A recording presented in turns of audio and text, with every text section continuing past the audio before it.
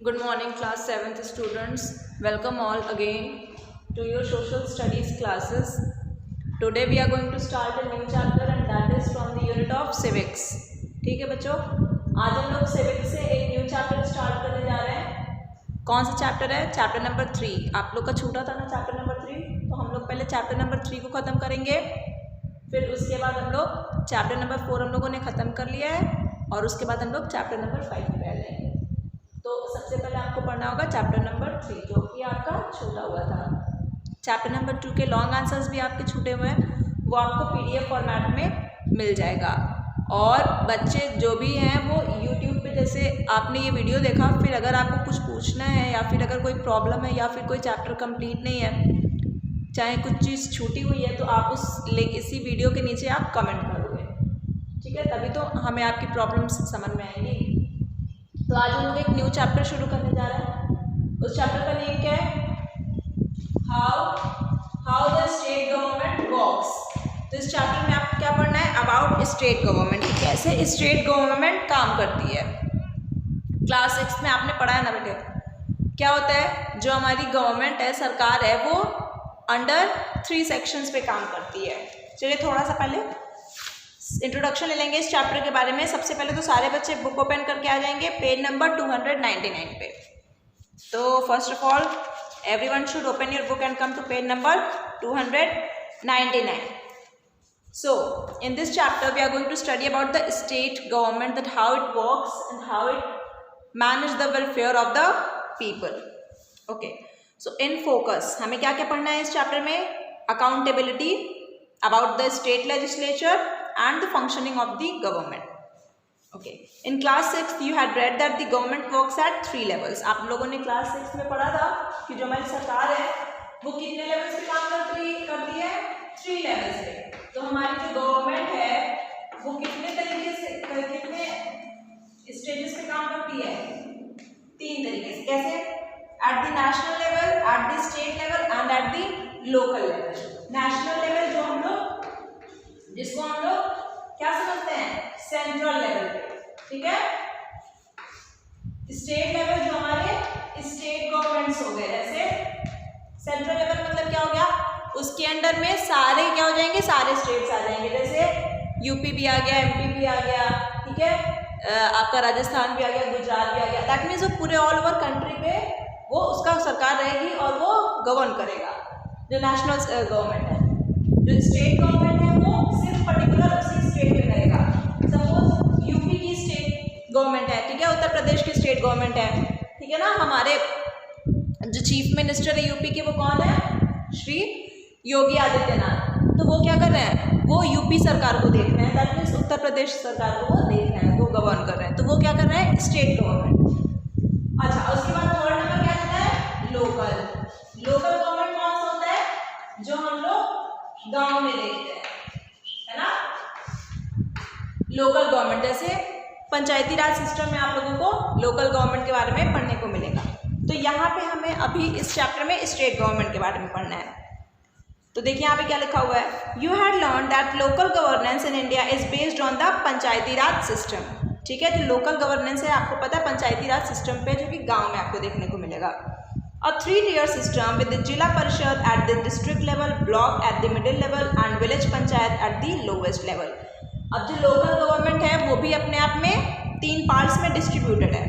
तो फर्स्ट कौन सा होता है? हमारा डिस्ट्रिक्ट लेवल पे, ठीक है? उसको हम लोग जिला परिषद के नाम से जानते हैं, क्योंकि डिस्ट्रिक्ट को हिंदी में क्या समझते हैं? जिला। Block at the middle level, ठीक है? और मिडिल लेवल पे इसको हम लोग ब्लॉक के नाम से जानते हैं। And village panchayat at the lowest level. और लोवेस्ट लेवल पे क्या होता है? विलेज पंचायत। जो गांव वगैरह में पंचायती राज सिस्टम में देखा है ना, सरपंच बने रहते हैं और वो क्या करते हैं? चीज़ों को अरेंज करते हैं और मैनेज करते हैं, एडमिनिस्ट्रेशन करते हैं। तो so in this chapter you will learn about the government at the state level, ठीक है? तो हमने आप लोगों को पहले ही बताया कि इस चैप्टर में हम लोग स्टेट लेवल के बारे में पढ़ेंगे। How does the government function and is responsible if it fails to deliver health services properly to its people? किस तरीके से अगर हमारी स्टेट गवर्नमेंट हेल्थ सर्विसेज अगर प्रॉपरली हमें नहीं दे रही है, सपोज आजकल कोरोना का सीज़न चल रहा है, कोरोना का सीज़न क्या चल रहा है? हमारे देश में कोरोना जैसी पैंडेमिक आई हुई है, तो इस टाइम पे आप लोग देख ही रहे होंगे कि जो यूपी सरकार है उसने कितनी पहल की है कोरोना को कम करने के लिए, है ना। तो ये सब जो स्टेट गवर्नमेंट जो हमारी करती है, जब ऐसे सब डिजीजेज आ जाते हैं, जब पैंडेमिक आ जाता है, नेचुरल डिजास्टर्स आ जाते हैं, तो उस टाइम पे इन लोगों का क्या रोल होता है, ये हम लोग इस चैप्टर में पढ़ने वाले हैं। If it fails to deliver health services properly to its people, what role does a member of the Legislative Assembly and other ministers play to restore services and maintain law and order in the state? इस chapter में हम लोग MLA के बारे में भी पढ़ेंगे, जिसको हम लोग क्या जानते हैं, member of the legislative assembly. उनका क्या काम है, उनका भी यही काम है, maintaining law and order in the state. How do the people of the state put forward their demands and protest against any inaction by the government? और कैसे जो हमारे स्टेट के लोग हैं, जैसे हम लोग यूपी उत्तर प्रदेश के रहने वाले लोग हैं, तो हम लोग कैसे अपनी जो डिमांड्स है, जो हमारी प्रॉब्लम्स है, वो हम लोग अपने सरकार के सामने रखेंगे। इन सब चीज़ों के बारे में हम इस चैप्टर में पढ़ने वाले हैं। Come to accountability. Mohammed Shaikh, अब यहाँ पे एक स्टोरी दी गई है, आप लोगों को ये सारी चीज़ें एक केस स्टडी के हिसाब से समझाया गया है। उसको कहानी के तरीके से अगर आप समझेंगे तो उसको प्रैक्टिकली फिर अच्छे से समझ सकते हैं। मोहम्मद शेख यहाँ पे है, ये क्या है, पुअर लेबरर है, मतलब ये जैसे वर्कर्स नहीं होते हैं जो रोड साइड पे काम करते हैं, और ये बहुत गरीब है। कहाँ रहते हैं, हिमाचल प्रदेश की यहाँ बात हो रही है। तो हिमाचल प्रदेश के सिकंदरपुर गाँव में ये रहते हैं। ये बीमार हो गए और इन्हें क्या हो गया, डायरिया इनको बीमारी हो गई है। इनके फैमिली मेम्बर्स ने इनको क्या किया, सरकारी अस्पताल में भर्ती करवाया, लोकल हॉस्पिटल में उन्होंने भर्ती करवाया। जब वो हॉस्पिटल में गए तो वहाँ पे ऑलरेडी बहुत सारे डायरिया पेशेंट्स थे, लगभग कितने थे, 136 के बराबर। और जो नंबर ऑफ डायरिया पेशेंट्स था वो क्या हो रहा है, दिन प्रतिदिन बढ़ रहा है, मतलब ये जो बीमारी है वो बहुत लोगों पर आक्रमण कर रही है। अभी इनकी जो कहानी बताई जा रही है। मोहम्मद शेख तो लकी थे कि उनका उस हॉस्पिटल में एडमिट हो गए, लेकिन बहुत सारे लोग तो ऐसे थे कि जब वहाँ पे एडमिट होने के लिए गए तो उनको ये कह के हटा दिया गया कि हमारे पास बेड की अवेलेबिलिटी नहीं है, दैट मीन्स हमारे पास प्लेस नहीं है, आप किसी दूसरे अस्पताल में जा कर के ढूंढो। तो इट वॉज रियली पिटिफुल सीन, ये एक बहुत ही दुख भरा सीन था। इसमें क्या हुआ, it turned even more grim the next day when 3 diarrhoea patients died. और सिचुएशन और भी ख़राब हो गई जब क्या हुआ, जिस दिन मिस्टर शेख एडमिट हुए हॉस्पिटल में, उसी के जस्ट 3 डेज़ के बाद 3 लोग मर गए जो कि डायरिया से पीड़ित थे। उसके बाद क्या हुआ, ये जो नंबर ऑफ डेथ्स थे डायरिया से, मतलब जो लोग मर रहे थे डायरिया से, उनका नंबर बढ़ने लगा। एकदम सेम वही कंडीशन है जैसे इस टाइम पे कोरोना से लोगों की डेथ हो रही है, बस यहाँ पे कोरोना की जगह पे डायरिया लिखा हुआ है, दैट मीन्स डायरिया बीमारी उस टाइम पे फैली थी। क्या हुआ, बट मोहम्मद शेख बहुत ही खुशनसीब थे, वो अच्छे हो गए, ठीक हो गए बीमारी से, वो ठीक हो गए 1 हफ्ते में, और उनको हॉस्पिटल से डिस्चार्ज कर दिया गया, मतलब छुट्टी दे दी गई। The people in Sikandarpur and the surrounding villages were furious as they were the most affected by diarrhoea. अब सिकंदरपुर में जो लोग रहते थे, जहाँ पे मिस्टर शेख भी रहते थे, जो कि हिमाचल प्रदेश में था, वहाँ के लोग क्या थे, बहुत डर गए थे, बिकॉज बहुत लोगों को डायरिया हो गया था और ऐसा लग रहा था कि ये जो बीमारी फैली है इससे हमारा पूरा गांव ही कहीं तहस नहस ना हो जाए। तो इन लोगों ने क्या किया, रैलीज निकाले और प्रोटेस्ट करना शुरू कर दिया। किसके अगेंस्ट में, about the non availability of clean drinking water in the area. अब डायरिया में से बीमारी क्यों पनपी थी वहाँ पे, क्योंकि वहाँ पे जो पानी था पीने का वो क्लीन नहीं था, गंदा पानी पिएंगे तो क्या होगा, बीमारियाँ तो फैलेंगी, तो इसलिए सबको डायरिया हो गया। तो इसलिए सब लोगों ने क्या किया, रैलीज निकालने शुरू कर दिए, प्रोटेस्ट करना शुरू कर दिया अपने एमएलए के अगेंस्ट में। एमएलए कौन है, मेंबर ऑफ लेजिस्लेटिव असेंबली, ठीक है। तो उनके अगेंस्ट में सब लोगों ने क्या किया, प्रोटेस्ट करना शुरू कर दिया, द एमएलए। अब हम लोग यहाँ पे समझेंगे कि एमएलए होता कौन है, कि इन लोग प्रोटेस्ट किसके अगेंस्ट में कर रहे हैं, एमएलए के अगेंस्ट में, that is member of legislative assembly. Did you know में आ जाइए, पहले तो एलिजिबिलिटी देख लीजिए एमएलए कैंडिडेट की क्या होती है, कोई भी व्यक्ति कब एमएलए बन सकता है।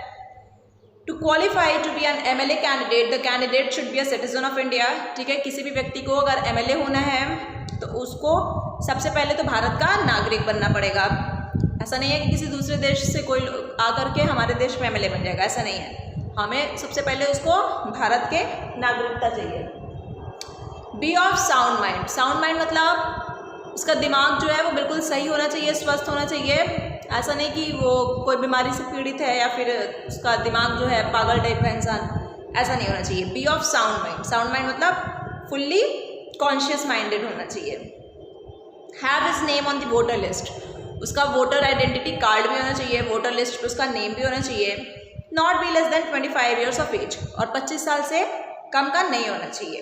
And not be a criminal, और उसके अगेंस्ट में कोई भी क्राइम रजिस्टर्ड नहीं होना चाहिए। दैट मीन्स ऐसा नहीं कि कोई भी क्रिमिनल है और वो इलेक्शन लड़ लिया और उसके बाद एमएलए बन गया और उसे हम लोग अपना एमएलए स्वीकार कर लेंगे, ऐसा नहीं है। तो एमएलए बनने के लिए ये सारी चीज़ें तो ज़रूरी नहीं है। अब एमएलए होता कौन है? The people were infuriated because one of the basic amenities, namely clean drinking water, was not being provided in the area। ठीक है, लोग बहुत गुस्से में थे, एंगर में थे, क्योंकि पानी जो पीने का था वो प्रॉपरली प्रोवाइड नहीं हो रहा था, साफ सुथरा पानी। तो उन लोगों को क्या लगा कि सारी चीज़ों के लिए एमएलए ही रिस्पॉन्सिबल है। वो लोग क्या किए, एमएलए के पास चले गए। अब एमएलए होता कौन है, आपको सबसे पहले ये जानना है। MLA stands for member of state legislative assembly. तो एमएलए कौन होता है? Member of state legislative assembly.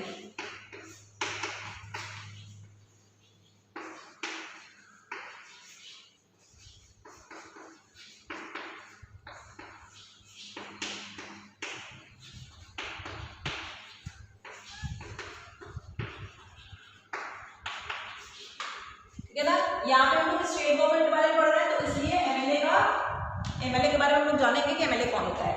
Member of state legislative assembly, that means state का जो लेजिस्लेटिव असेंबली है उसी का ये एक मेंबर होता है, एक रिप्रेजेंटेटिव होता है। हमारे जो स्टेट है ना उसमें दो तरीके के हाउसेज हैं, लेजिस्लेटिव असेंबली और लेजिस्लेटिव काउंसिल। अभी इन सब चीज़ों के बारे में हम आपको आगे बताएंगे। तो यहाँ पे पढ़िए एमएलए के बारे में। An MLA is a member of the state legislature. He is elected directly by the people of the state on the basis of universe adult franchise. तो क्या होता है, इनका इलेक्शन होता है डायरेक्टली, और कौन इलेक्ट करता है? पीपल ऑफ द स्टेट, मतलब उस स्टेट में जो लोग रहते हैं। At the time of elections a state is divided into many sections और constituencies। क्या होता है, जब इलेक्शन होता है तो एक स्टेट को बहुत सारी कॉन्स्टिट्यूंसीज में क्या कर दिया जाता है, बांट दिया जाता है ना। यूपी गवर्नमेंट वगैरह में जब इलेक्शन होता है तो आप लोग देखते हो ना, एक छोटी छोटी कॉन्स्टिट्यूंसीज बन जाती हैं। फॉर एग्जाम्पल जैसे कि स्टेट ऑफ राजस्थान है, उसके 200 असेंबली कॉन्स्टिट्यूंसीज हैं, और स्टेट ऑफ हरियाणा के 90 असेंबली कॉन्स्टिट्यूंसीज हैं। दैट मीन्स उस स्टेट को छोटे छोटे भागों में बांट दिया गया है। क्योंकि जब आपको एडमिनिस्ट्रेशन की जब बात आती है, जब मैनेजमेंट की बात आती है, तो हम लोग छोटे छोटे लेवल पे अगर मैनेजमेंट करेंगे, एडमिनिस्ट्रेशन करेंगे तो क्या होगा, प्रॉपरली सारी चीज़ें होंगी। अदरवाइज इतनी बड़ी पॉपुलेशन को, इतने बड़े स्टेट को अगर कोई भी एक ऑर्गेनाइजेशन अगर गवर्न करेगी तो फिर वो चीज़ प्रॉपरली सही से नहीं हो पाएगा। इसलिए छोटे छोटे कॉन्स्टिट्यूंसीज में बांट दिया। अब क्या किया, number of assembly constituencies of a state depends on the population of the state. अब जितनी कॉन्स्टिट्यूंसीज बन रही हैं, ये तो जाहिर सी बात है उस स्टेट में जितनी भी पॉपुलेशन है उसी पे डिपेंड करेगी, है ना। जैसे यूपी में सबसे ज़्यादा पॉपुलेशन है, तो यहाँ पे कॉन्स्टिट्यूएंट असेंबलीज भी क्या है, बहुत ज़्यादा है। देखो like in Uttar Pradesh a large state, Uttar Pradesh is a large state in comparison to Goa in terms of population. So Uttar Pradesh की असेंबली कॉन्स्टिट्यूंसीज कितनी है, 403। तो ये आपको लर्न होना चाहिए। जिस भी स्टेट में आप रहते हो वहाँ की एटलीस्ट ये याद होना चाहिए कि आपको कितनी असेंबली कॉन्स्टिट्यूंसीज हैं वहाँ पे। यूपी का 403 है, और गोवा वहाँ पे लेस पॉपुलेशन है, ठीक है, सबसे ज़्यादा कम पॉपुलेशन गोवा में। अगर स्टेट्स की बात करते हैं हम लोग, तो वहाँ पे कितनी असेंबली कॉन्स्टिट्यूंसीज हैं, 40।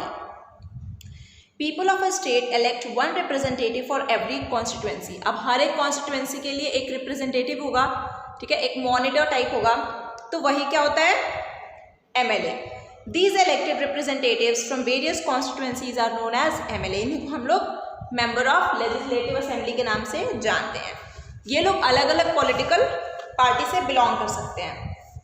देखो, the legislative assembly lower house is also called Vidhan Sabha and the legislative council is called the Vidhan Parishad. तो लेजिस्लेटिव असेंबली जो है जिसमें एमएलए होते हैं उसको हम लोग लोअर हाउस के नाम से जानते हैं। इस सेम है जैसे कि आपका सेंट्रल गवर्नमेंट रेगुलेट करती है ना, upper house and lower house, जो कि क्या है, राज्यसभा एंड लोकसभा। राज्यसभा क्या हो गया? Upper house. लोकसभा क्या हो गया? Lower house. तो उसी तरीके से यहाँ पे भी क्या है, स्टेट गवर्नमेंट में भी दो बॉडीज़ हैं। पहला हो गया लेजिस्लेटिव काउंसिल और दूसरा हो गया लेजिस्लेटिव असेंबली। तो लेजिस्लेटिव काउंसिल आपकी कौन हो गई? जिसको हम लोग हिंदी में विधान परिषद कहते हैं, और लेजिस्लेटिव असेंबली को विधानसभा कहते हैं। लेजिस्लेटिव काउंसिल को अपर हाउस और लेजिस्लेटिव असेंबली को क्या कहेंगे? Lower house. अब पढ़ेंगे अबाउट द स्टेट लेजिस्लेचर।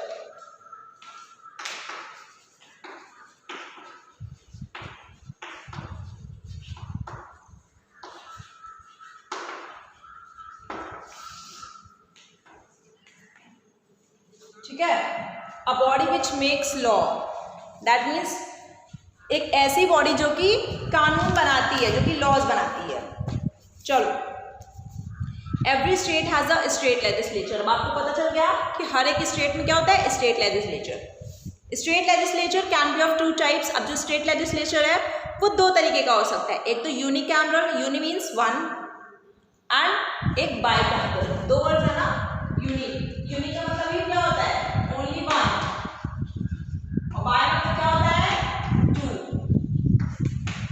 इसमें क्या हो गया? अब जिस स्टेट में दो बॉडीज होंगी वो कौन से हो गए? बाइकैमरल। और जिस स्टेट में वन बॉडी होगी वो कौन से हो गए? यूनिकैमरल लेजिस्लेचर के। तो देखो, a unicameral state legislature have only one house which is called legislative assembly. तो बहुत सारे स्टेट्स ऐसे हैं जो सिर्फ क्या है? आपके यूनिकैमरल है। तो वहां पे क्या है? सिर्फ और सिर्फ एक बॉडी है, that is state legislative assembly. But a bicameral state legislature has to houses. और बाइकैमरल में कितने हैं? दो। पहला लेजिस्लेटिव असेंबली और दूसरा लेजिस्लेटिव काउंसिल।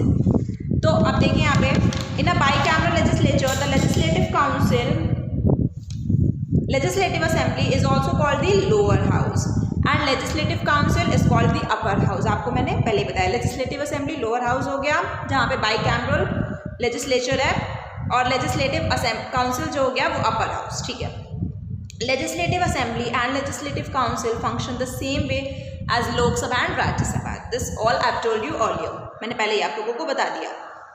अब आपको ये पता होना चाहिए कि there are only 7 bicameral legislatures in India. अब भारत में जो हम लोगों के स्टेट्स हैं उनमें सिर्फ 7 स्टेट्स में बाइकैमरल लेजिस्लेचर्स हैं, अदरवाइज बाकी सारे स्टेट्स में यूनिकैमरल हैं। तो वो 7 स्टेट्स के नाम आपको याद होने चाहिए।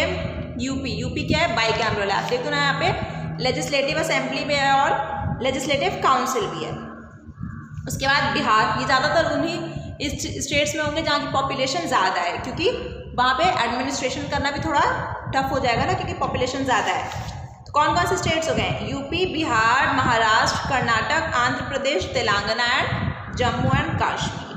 The rest are unicameral. और बाकी जो भी अदर स्टेट्स हैं वो सारे यूनिकैमरल लेजिस्लेचर्स के हैं। देखिए यहाँ पे फोटो बना हुआ है Vidhansabha in Uttar Pradesh. The members of the legislative assembly are elected for a term of 5 years। ठीक है, तो लेजिस्लेटिव असेंबली के लोग भी एमएलए जो है हमारा वो कितने साल के लिए इलेक्ट होंगे? कितने टेन्योर के लिए? उनका टेन्योर क्या होगा? 5 years। और लेजिस्लेटिव काउंसिल के जो लोग होंगे, just like Rajya Sabha and lower सभा। लोअर सभा में क्या होगा? लोकसभा में क्या होगा? 5 years के लिए इलेक्ट होते हैं, और राज्यसभा में 6 years। उसी तरीके से लेजिस्लेटिव असेंबली लोअर हाउस है तो 5 years के लिए इलेक्ट होगा, और लेजिस्लेटिव काउंसिल में 6 years के लिए, because legislative council is the upper house. अब वोटिंग एज आप सबको पता है 18 years है हमारे भारत में। जब आप 18 years हो जाओगे तो वोट करना शुरू कर दोगे। During an election candidates belonging to various political parties stand to get elected. अब क्या होता है? जब इलेक्शन होता है तो अलग अलग वेरियस पॉलिटिकल पार्टीज़ हैं हमारे यहाँ, जैसे आप हो गया, बीजेपी हो गई, कांग्रेस हो गई। ठीक है, इस पार्टी से जो लोग हैं, जो रिप्रेजेंटेटिव्स हैं वो खड़े होते हैं चुनाव लड़ने के लिए, इलेक्शन को लड़ने के लिए। An independent candidate does not belong to any political party. अच्छा, ऐसा नहीं है कि सिर्फ पॉलिटिकल पार्टी से ही कोई भी मेंबर खड़ा हो सकता है, कोई इंडिपेंडेंट कैंडिडेट भी खड़ा हो सकता है जो कि किसी पॉलिटिकल पार्टी से बिलोंग नहीं करता है। देखो यहाँ पे फोटो बनाया है इलेक्शन कैंपेन का। इलेक्शन कैंपेन क्या होता है? चुनाव का प्रचार प्रसार, कि आप हमें ही वोट दीजिए, है ना। बहुत लोग करते हैं, बहुत सारे मेंबर्स खड़े होते हैं अलग अलग पॉलिटिकल पार्टी से। वो क्या कहते हैं? आप हमको वोट दीजिए तो हम आपके शहर में रोड बनवा देंगे, बिजली का आपका सारी व्यवस्था कर देंगे, ड्रिंकिंग वाटर आपको अच्छी प्रोवाइड करेंगे, मतलब वो अलग अलग तरीके के क्या करते हैं, वादा करते हैं। In an election a constituency has several candidates contesting to get elected. As already mentioned, these candidates can be independent candidates or can belong to different political parties. अलग अलग political parties से belong कर सकते हैं candidates, या फिर अकेले without any political party के भी कोई मेंबर खड़ा हो सकता है। क्या होता है, after the people belonging to the particular constituency have voted, the candidate who has got the largest number of votes is declared the winner of that particular constituency. तो अब उस कॉन्स्टिट्यूएंट असेंबली से कोई भी एक मेंबर खड़ा हुआ, अब सारे बहुत ढेर सारे मेंबर्स खड़े हुए, अब उसमें से जिसको सबसे ज़्यादा वोट मिला वो क्या बन गया, उस कॉन्स्टिट्यूएंट असेंबली का एमएलए बन गया। After the elections to a state assembly are over, the political party whose MLAs have won more than half the number of constituencies in the state is declared the majority party. अब state assembly का जैसे ही election over हो गया और जिस भी political party के MLA ने क्या किया है, have won more than half the number of constituencies in the state is declared the majority party. जितनी भी कॉन्स्टिट्यूएंट असेंबलीज हैं स्टेट में, और सपोज 100 कॉन्स्टिट्यूएंट असेंबली है, ठीक है, और किसी अगर पॉलिटिकल पार्टी से कोई मेंबर खड़ा हुआ था और उसने क्या किया, वो पॉलिटिकल पार्टी सपोज इससे हाफ, दैट मींस 50 प्लस अगर उसने सीट्स को जीत लिया है ना, 50 प्लस सीट्स को अगर जीत लिया तो वो उस स्टेट की कौन सी पार्टी हो गई, मेजॉरिटी पार्टी, मेजर पार्टी हो जाएगी, है ना, जिसको हम लोग मेजॉरिटी पार्टी के नाम से जानेंगे। और उसको कितने कॉन्स्टिट्यूएंट असेंबलीज पे सीट चाहिए, मोर देन हाफ, कम से कम हाफ से ज़्यादा। The political party which is in the majority is called the ruling party, और मेजॉरिटी में जो होता है दैट मीन्स जिसको 50 प्लस सीट्स मिल जाएंगी, 50 प्लस इन द सेंस यहाँ पे मोर देन हाफ। अब जितनी भी कॉन्स्टिट्यूएंट असेंबलीज होंगी उसका आप हाफ कर लो, उससे ज़्यादा, तो क्या होगा, वो पार्टी फॉर्म करेगी and goes on to form the government. और फिर यही जो यहाँ से जो स्टेट में जो आपका गवर्नमेंट हो रहा है, फिर धीरे धीरे वो क्या करेगी, आपको गवर्नमेंट वही फॉर्म करेगी। All the rest of the members form the opposition, और जो छूट जाएंगे, जो लोग छूट जाएंगे इन द सेंस, जो लोग आधे वाले तो मेजॉरिटी वाले हो गए, और जो बचे वाले जो थे वो क्या करेंगे, वो ऑपोजिशन गवर्नमेंट बना देंगे, मतलब इस वाली गवर्नमेंट के वो अगेंस्ट में रहेंगे। India's population in 1901 was 238.4 million. तो इंडिया, भारत का जो पॉपुलेशन था 1901 में, आज़ादी के पहले, है ना, 238.4 मिलियन था। It has increased by more than 4 times in the last 110 years. तो 110 साल में 4 गुना से ज़्यादा पॉपुलेशन हमारे देश का बढ़ गया है। जो 2011 में जनगणना हुई थी ना, हर 10 साल पे जनगणना होती है, आपको पता है पिछली बार 2011 में जनगणना हुई थी, तो भारत में कितने लोग रहते हैं, लगभग 1210 मिलियन लोग। अब ये जनगणना जो है वो कब होगी, 2021 में। तो फिर हमारे देश का पॉपुलेशन पता चलेगा कि अभी करंट हमारे देश में कितने लोग रहते हैं। हिमाचल प्रदेश के बारे में हम लोग यहाँ पे पढ़ रहे थे, तो यहाँ पे क्या बता रहा है, is a north western state, सबको पता है नॉर्थ वेस्टर्न स्टेट है। Election to the state assembly was held in this beautiful mountainous state in 2012। तो यहाँ पे हिमाचल प्रदेश में 2012 में जब इलेक्शन हुआ था, the table given ahead shows how the different political parties fared in that election. तो यहाँ पे जो टेबल दी गई है, किस तरीके से डिफरेंट पॉलिटिकल पार्टीज ने जीती थी सीट, वो यहाँ पे देखिए इंडियन नेशनल कांग्रेस पार्टी में कितनी सीट जीती थी, 36। टोटल कितनी सीट्स थी, कितनी कॉन्स्टिट्यूएंट असेंबलीज थी हिमाचल प्रदेश में, 68। कितनी थी हिमाचल प्रदेश में टोटल कॉन्स्टिट्यूएंट असेंबलीज, टोटल 68 थी, है ना। इंडियन नेशनल कांग्रेस को कितनी मिल गई, 36। आपको पता है ना, कांग्रेस ने हमारे देश पर कम से कम more than 55 and around 60 years तक उसने राज किया है। देखो हिमाचल प्रदेश में उस टाइम पे वो 36 कॉन्स्टिट्यूएंट असेंबलीज में उसको वही हुई थी, इतनी सीट जीती थी। बीजेपी उस दौरान कितनी जीती थी, 26, है ना। और इंडिपेंडेंस कितने जीते थे,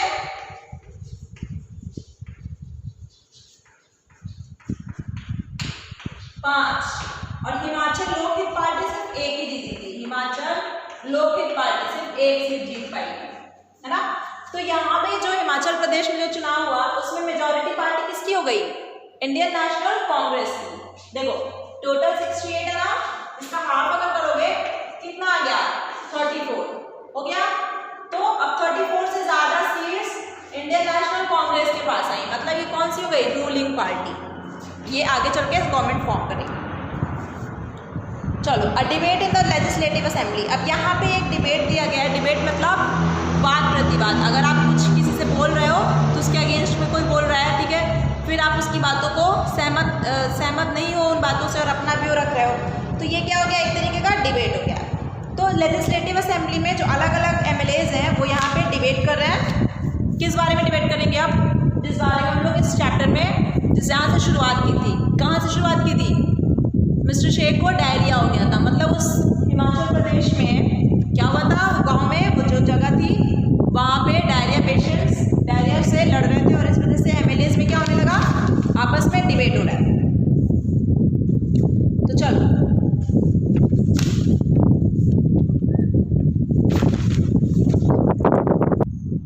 ओके, तो यहाँ पे हम लोग अब एक डिबेट के बारे में पढ़ने जा रहे हैं।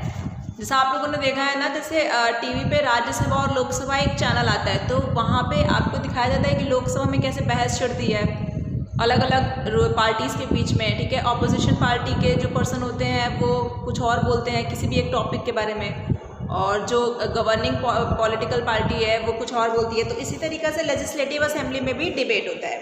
अब लोकसभा में क्या होता है? स्पीकर और डेप्यूटी स्पीकर होते हैं। तो यहाँ पे भी आपको 1 स्पीकर एंड 1 डेप्यूटी स्पीकर है। तो यहाँ पे हम लोग एक डिबेट के बारे में पढ़ने जा रहे हैं, और ये डिबेट ऑब्वियसली किस चीज़ के बारे में है? जो डायरिया यहाँ पे हिमाचल प्रदेश में हो रखा है उसके बारे में। तो MLA 1, अब फर्स्ट MLA जो है वो क्या बोल रहे हैं? The situation is grim in my constituency Hamirpur. ये कह रहे हैं कि जो मेरी कॉन्स्टिट्यूंसी है हमीरपुर, वहाँ पर सिचुएशन बहुत बेकार हो गई है। Diarrhoea has killed more than 23 people in the last month alone, मतलब एक महीने में 23 लोग से ज़्यादा मर गए हैं बिकॉज ऑफ डायरिया। वहाँ पे जो ड्रिंकिंग वाटर है वो अवेलेबल नहीं है पीने के लिए, साफ पानी पीने के लिए अवेलेबल नहीं है, ठीक है। तो इसलिए वो कह रहे हैं कि ही शुड रिज़ाइन इमीडिएटली। तो MLA कह रहे हैं कि मैं रेजिग्नेशन दे दूंगा, मैं अपनी सीट छोड़ दूंगा अगर चीज़ों को सही नहीं किया गया तो। My concern is related to the government hospitals. अब MLA 2 क्या कह रहे हैं? दूसरे MLA वो कह रहे हैं कि मेरी जो कंसर्न है, मेरी जो परेशानी है वो परेशानी है अबाउट गवर्नमेंट हॉस्पिटल्स की। वहाँ पे चीज़ें सही नहीं है, अरेंज नहीं है, ना डॉक्टर्स अवेलेबल है, ना नर्सेज अवेलेबल है, ना मेडिसिन अवेलेबल है, ठीक है, स्टाफ नहीं है वहाँ पे अच्छी। तो can the government assure the assembly that steps will be taken to deal with this crucial problem. तो ये कह रहे हैं कि जो हमारी सरकार है क्या वो हमें कुछ बताएगी कि जो स्टेप्स हम लोग लेंगे अपनी गवर्नमेंट अपनी जो डॉक्टर्स को बढ़ाने के लिए, स्टाफ को बढ़ाने के लिए, अपने हॉस्पिटल्स को अच्छा करने के लिए, क्या वो कुछ करेगी? MLA 3 क्या बोल रहे हैं? It is shocking that people are not getting clean drinking water even after almost 70 years of independence. तो जो थर्ड MLA है वो कह रहे हैं कि हमारा 70 साल हो गया हमें इंडिपेंडेंट होते हुए, हमें फ्रीडम पाते हुए, और ये बहुत ही दुख की बात है कि अभी भी लोगों को पीने के लिए स्वच्छ पानी नहीं मिल रहा है। ये तो ये भी कह रहे हैं कि कुछ लोग तो 3 से 4 किलोमीटर तक पैदल चल के जाते हैं पानी सिर्फ कलेक्ट करने के लिए।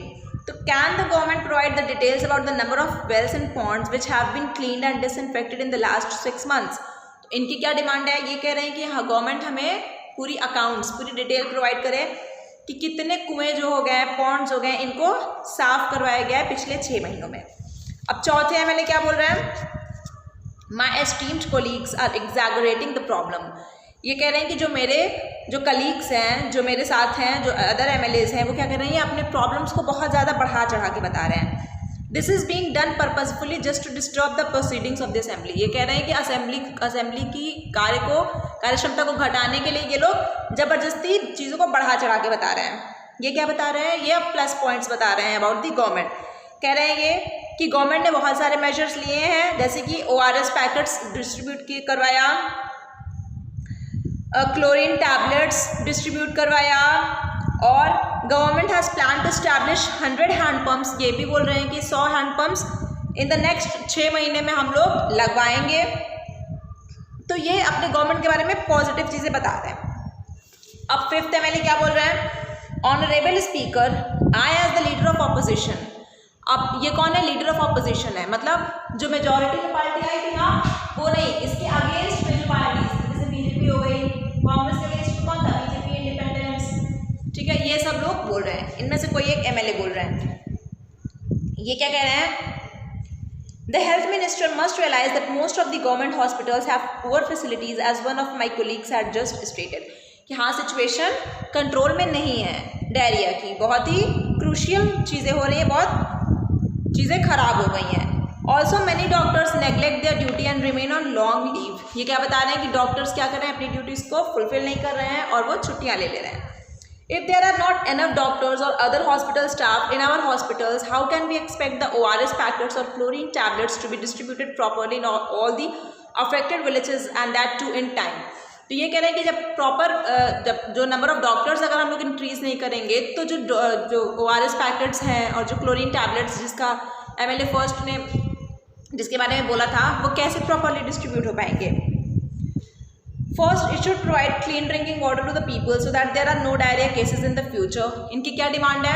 डिमांड इनकी ये है कि क्लीन ड्रिंकिंग वाटर पहले तो प्रोवाइड किया जाए ताकि आगे डायरिया ना हो। और दूसरी बात कि secondly, if there is a diarrhea case, the government should have all the facilities at its disposal to deal with the situation properly. और सेकेंडली, अगर केस आ रहा है डायरिया का तो क्या करना चाहिए?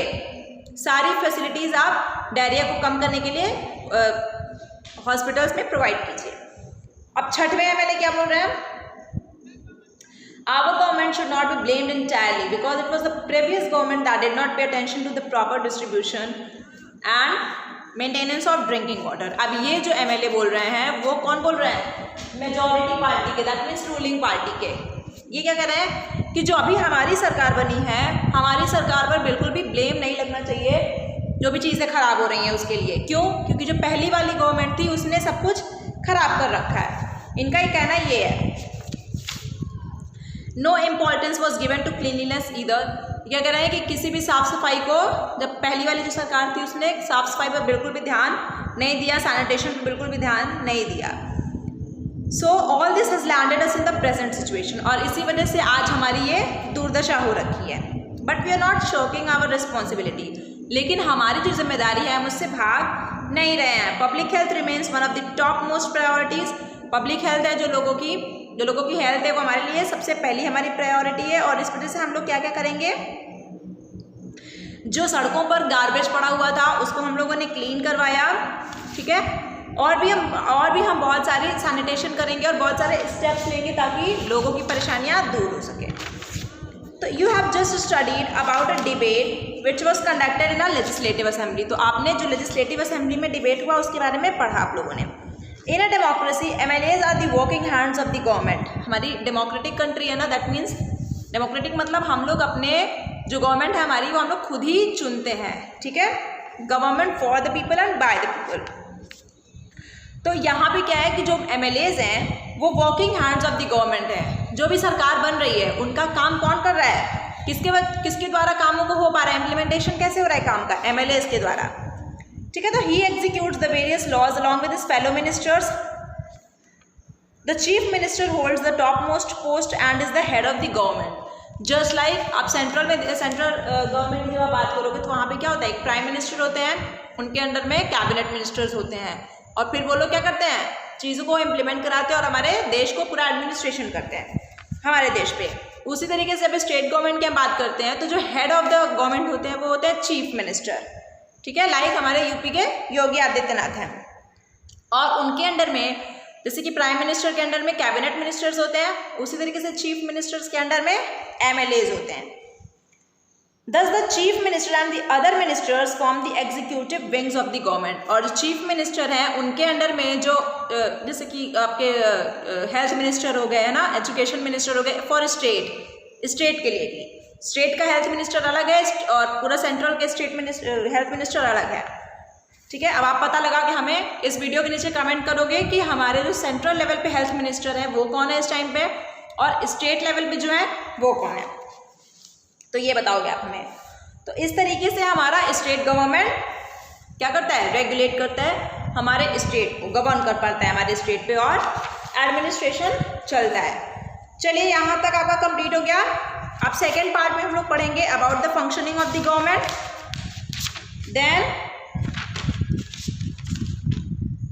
Then with this we will be ending with this chapter. Okay class, thank you.